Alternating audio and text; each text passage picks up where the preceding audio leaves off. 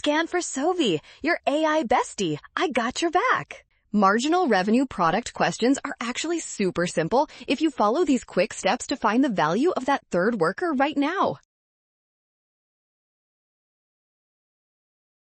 First, we need to find the marginal product by looking at how much total output increases when we add that third worker to the team. Just subtract the previous total amount. Next, you take that marginal product and multiply it by the price of the good being sold. This calculation gives us the actual dollar value that the new worker adds.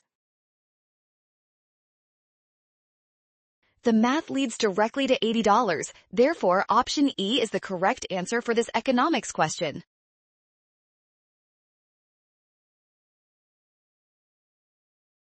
Well done! Scan the code. You can learn better with Sovi. Watch signs and avoid rush. Trust given values and check steps for success.